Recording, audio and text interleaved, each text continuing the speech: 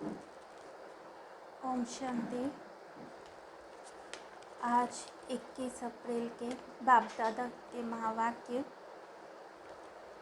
मीठे बच्चे, बाबा की याद में रहना यह बहुत मीठी मिठाई है जो दूसरों को भी बांटते रहो, अर्थात अल्फ और बे का परिचय देते रहो। प्रश्न है, स्थायी याद में रहने की सहज विधि क्या है? स्थायी याद में रहने की सहज विधि क्या है? उत्तर है, स्थायी याद में रहना है तो देह सहित जो भी संबंध है उन सबको भूलो। चलते फिरते, उठते बैठते याद में रहने का अभ्यास करो। अगर योग में बैठते लाल बत्ती भी याद आई तो योग टूट जाएगा। स्थायी याद रह नहीं सकेगी। जो कहते कोई खास बैठकर योग कराए, उनका योग भी लग नहीं सकता। गीत, रात के राही थक मत जाना, सुबह की मंजिल दूर नहीं। ओम शांति। अभी यह हुई योग की बात, क्योंकि अभी है रात। रात कहा जाता है कलयुग को, दिन कहा जाता है सतयुग को। अभी तुम कलयुगी रूपी रात से सतयुगी दिन में जाते हो, इसलिए रात को भूल दिन को याद करो। नर्क से बुद्धि को हटाना है। बुद्धि कहती है बरोबर यह नर्क है, और किसी की बुद्धि नहीं कहती। बुद्धि है आत्मा में। आत्मा अब जान गई है कि बाबा आया है रात से दिन में ले जाने। बाबा कहते हैं, हे आत्माएं, तुमको जाना है स्वर्ग में, परंतु पहले शांति धाम में जाकर फिर स्वर्ग में आना है। गोया तुम योगी हो। पहले घर के, पीछे राजधानी के, अब मृत्युलोक अर्थात रात पूरी होनी है। अब जाना है दिन में। इसको ईश्वरीय योग कहा जाता है। ईश्वर निराकार हमको योग सिखलाते हैं, अथवा हम आत्माओं की सगाई कराते हैं। यह है रूहानी योग, वह है जिस्मानी। तुम बच्चों को एक जगह बैठ योग नहीं लगाना है। वे तो मनुष्य जैसे खुद बैठते हैं, वैसे सबको बैठक सिखाते हैं। यहाँ तुमको बैठक नहीं सिखाई जाती है। हाँ, सभा में कायदे सिर बैठना है। बाकी योग में तो कैसे भी बैठें, चलते फिरते सोते भी लग सकता है। आर्टिस्ट योग में रह चित्र बना सकते हैं। शिव बाबा जिनसे योग लगाते हैं, उनका चित्र बनाते हैं। जानते हैं यह हमारा बाबा निराकारी दुनिया परम धाम में रहने वाला है। हम भी वहाँ के रहवासी हैं। हम आत्माओं को जाना है, यह बुद्धि में चलते फिरते रहना चाहिए। ऐसे नहीं कि मुझे तपस्या में बिठाओ, योग कराओ, ये कहना भी रॉन्ग है। बुद्धू ऐसे कहेंगे, बच्चे लौकिक बाप को खास बैठकर याद करते हैं क्या? बाबा बाबा ही करते रहते हैं। बाबा बाबा करते ही रहते हैं, कभी भूलते ही नहीं हैं। छोटे बच्चे और ही जास्ती याद करते हैं, मुख चलता ही रहता है। यहाँ पारलौकिक बाप क्यों भूल जाता है? बुद्धि योग क्यों टूट पड़ता है? मुख से बाबा बाबा कहना भी नहीं है। आत्मा जानती है बाबा को याद करना है। अगर खास बैठने की आदत है तो योग सिद्ध ना हो सके। यह ईश्वरीय योग तुमको स्वयं ईश्वर सिखला रहे हैं। योगेश्वर कहते हो ना, तुमको ईश्वर ने योग सिखाया है कि मुझ बाप को याद करो। ऐसे नहीं कि जब मुझे दीदी योग में बैठाती है तो मज़ा आता है। उनका योग कब स्थायी नहीं रह सकेगा। समझो, हार्ट फेल की तकलीफ़ हो जाती है तो उस समय कोई योग में बैठाएगा क्या? यह तो बुद्धि से याद करना है। मनुष्य जो भी योग सिखलाते हैं वह है रॉन्ग। योगी कोई भी इस दुनिया में है नहीं। यूँ तो किसको भी याद करो तो वह भी योग हुआ। आम अच्छा लगता है तो उनसे योग लग जाता है। लाल बत्ती अच्छी लगती है तो वह याद आएगी तो उनसे भी योग हुआ। परंतु यहाँ तो देह सहित देह के जो भी संबंध है उन सब को भूल मुझ एक के साथ योग लगाओ, तब तुम्हारा कल्याण होगा और तुम विक्रमाजीत बन जाएंगे। बाबा ही आकर सद्गति का रास्ता बताते हैं। बाप के बिगर कोई भी सद्गति दे ना सके। बाकी सब एक दुर्गति का रास्ता बताने वाले। स्वर्ग कहा जाता है सद्गति को, और मुक्ति धाम जहाँ हम आत्माएं रहती है वह है घर। इस समय सभी को दुर्गति में पहुँचाने वाली है मनुष्य मत। निराकार बाप आकर सद्गति देते हैं, फिर आधा कल्प हम सद्गति में रहते हैं। वहाँ भगवान से मिलने व मुक्ति जीवन मुक्ति पाने के लिए दर दर भटकते नहीं हैं। जब रावण राज्य शुरू होता है तब दर दर ढूंढना शुरू करते हैं, क्योंकि हम गिरने लग पड़ते हैं। भक्ति को भी शुरू होना ही है। तुम जानते हो, अभी हम शरीर को छोड़ फिर शिवालय में जाएंगे। सतयुग बेहद का शिवालय, इस समय है वैश्यालय। यह बातें याद करनी पड़ती है।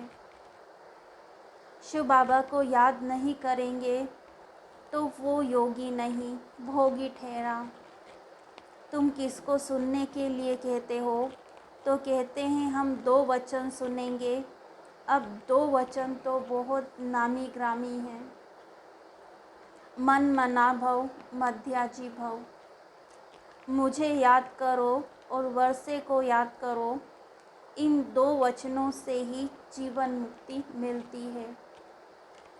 बाबा कहते हैं मुझे याद करो तो निरोगी बनेंगे, और चक्र को याद करेंगे तो धनवान बनेंगे।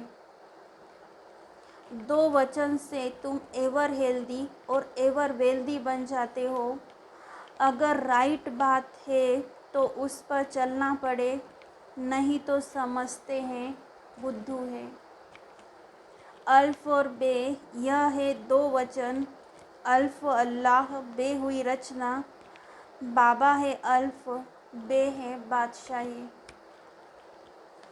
तुम्हारे में कोई को बादशाही मिलती है और कोई प्रजा में जाते हैं। तुम बच्चों को पोता में रखना चाहिए कि सारे दिन में कितना समय बाप को और वर्षे को याद किया। यह श्रीमत बाप ही देते हैं। आत्माओं को बाप सिखलाते हैं। मनुष्य धन के लिए कितना माथा मारते हैं। धन तो ब्रह्मा के पास बहुत था। जब देखा कि अल्फ से बादशाही मिलती है तो धन क्या करेंगे। क्यों ना सब कुछ अल्फ के हवाले कर बादशाही लेवे। बाबा ने इस पर एक गीत भी बनाया। अल्फ को अल्लाह मिला, बे को मिली बादशाही। उसी समय बुद्धि में आया, हमको तो विष्णु चतुर्भुज बनना है। हम इस धन को क्या करेंगे। बस बाबा ने बुद्धि का ताला खोल दिया। यह साकार बाबा तो धन कमाने में बिजी था। जब राजाई मिलती है तो गदाई का काम क्यों करे। फिर बाबा भूख तो नहीं मरा। बाबा के पास जो आते हैं उनकी बहुत अच्छी पालना होती है। घर में भूख मरते होंगे। यहाँ तो जो श्रीमत पर चलते हैं उनको बाबा भी बहुत अच्छी मदद करते हैं। बाबा कहते सबको रास्ता बताओ कि बेहद के बाप को याद करो और चक्र की नॉलेज को याद करो तो तुम्हारा बेड़ा पार हो जाएगा। खिवैया आया है बेड़ा पार करने, तब तो गाते हैं पतित पावन खिवैया, परंतु याद किसको करना है यह भी किसको मालूम नहीं है। क्योंकि सर्वव्यापी कह दिया है। एक ही शिव के चित्र को कहते हैं भगवान, फिर लक्ष्मी नारायण या ब्रह्मा विष्णु शंकर को भगवान क्यों कहते हैं। अगर सभी बाप बन जाए तो वर्षा कौन देगा। सर्वव्यापी कहने से तो न देने वाला रहा न लेने वाला रहा। लिखा हुआ है ब्रह्मा द्वारा स्थापना। ऊपर में शिव खड़ा है। शिव बाबा ब्रह्मा द्वारा देवता बनाते हैं तो ब्रह्मा भी देवता बनेंगे। यह काम एक बाप का ही है, उनकी ही महिमा है। एको ओंकार अकाल मूर्त। आत्मा अकाल मूर्त होती है, उनको काल नहीं खाते तो बाप भी अकाल मूर्त है। शरीर तो सबके खत्म हो जाते हैं, आत्मा को कभी काल खाता नहीं है। वहाँ अकाले मृत्यु कब होता नहीं है। समझते हमको एक शरीर छोड़ दूसरा लेना है। स्वर्ग में है तो जरूर पुनर्जन्म भी स्वर्ग में ही होगा। यहाँ तो सब नरकवासी है। कहते हैं फलाना स्वर्ग पधारा तो जरूर पहले नरक में था। इतनी सहज बात भी समझते नहीं हैं। सन्यासी भी नहीं जानते हैं। वो तो ज्योति ज्योत समाया कह देते हैं। भारतवासी भगत भगवान को याद करते हैं। गृहस्थी भगत हैं, क्योंकि भक्त प्रवृत्ति मार्ग वालों के लिए होती है। क्योंकि भक्ति प्रवृत्ति मार्ग वालों के लिए होती है।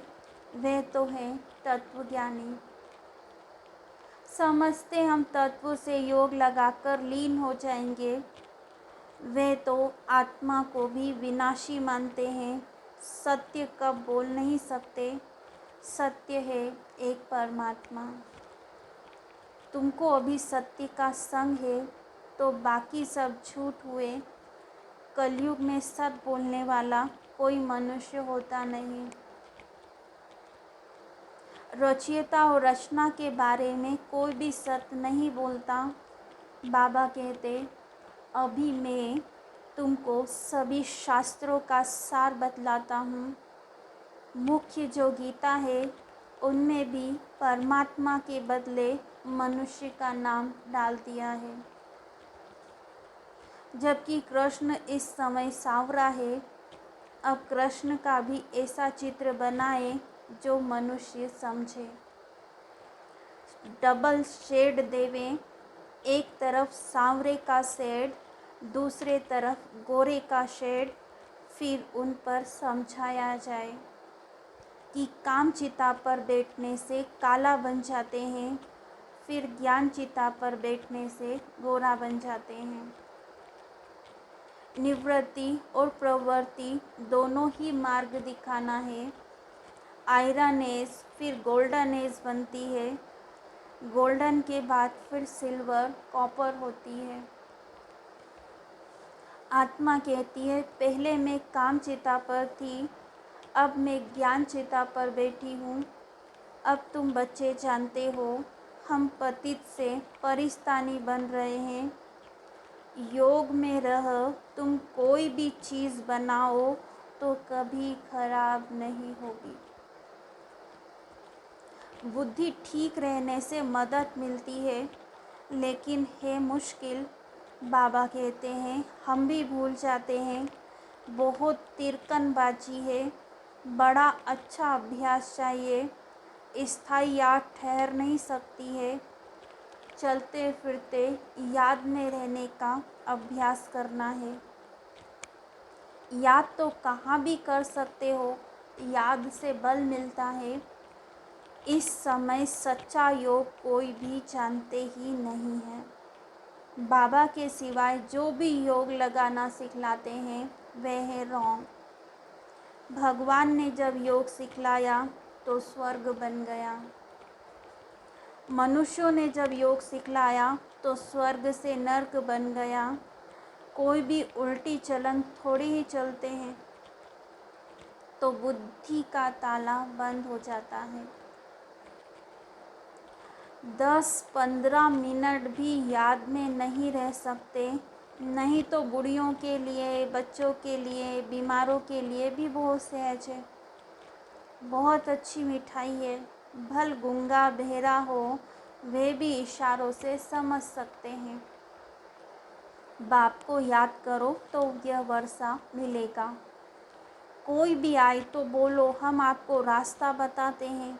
बेहद के बाप स्वर्ग के रचयिता से स्वर्ग के सदा सुख का वर्षा कैसे मिलता है। यह छोटी छोटी चिटकियाँ पर्चे बांटते रहना चाहिए। दिल में बहुत उमंग रहना चाहिए। कोई भी धर्म वाला आए तो हम ऐसे समझाएं।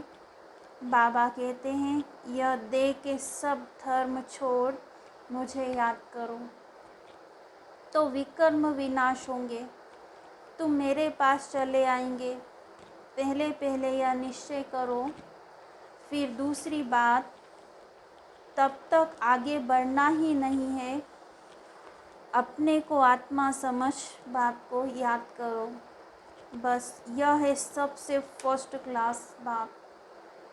अक्षर सिर्फ 2 हैं, अल्फ और बे, बाप और वर्षा। अच्छा, मीठे मीठे सिकी लधे बच्चों प्रति माता पिता बाप दादा का याद प्यार और गुड मॉर्निंग। रूहानी बाप की रूहानी बच्चों को नमस्ते। हम रूहानी बच्चों की रूहानी बाप दादा को याद प्यार, गुड मॉर्निंग, नमस्ते। धारणा के लिए मुख्य सार। अपना सब कुछ अल्फ के हवाले कर बे बादशाही लेनी है।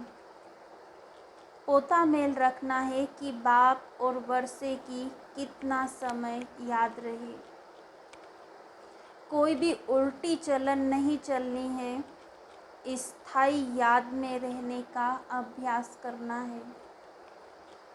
वरदान, सर्व शक्तियों द्वारा हर कंप्लेन को समाप्त कर कंप्लीट बनने वाले शक्तिशाली आत्मा भव। बाबा कहते शक्तिशाली आत्मा वह है जो सर्व शक्तियों द्वारा हर कंप्लेन को समाप्त करती है। डिटेल है, अंदर में अगर कोई भी कमी है तो उसके कारण को समझकर निवारण करो। क्योंकि माया का नियम है कि जो कमजोरी आप में होगी उसी कमजोरी के द्वारा वह आपको मायाजीत बनने नहीं देगी। माया उसी कमजोरी का लाभ लेगी और अंत समय में भी वही कमजोरी धोखा देगी। इसलिए सर्व शक्तियों का स्टॉक जमा कर शक्तिशाली आत्मा बनो और योग के प्रयोग द्वारा हर कंप्लेन को समाप्त कर कंप्लीट बन जाओ। यही स्लोगन याद रहे, अब नहीं तो कब नहीं। स्लोगन, शांति और धैर्यता की शक्ति से विघ्नों को समाप्त करने वाले ही विघ्न विनाशक है। शांति और धैर्यता की शक्ति से विघ्नों को समाप्त करने वाले ही विघ्न विनाशक है। अच्छा, ओम शांति।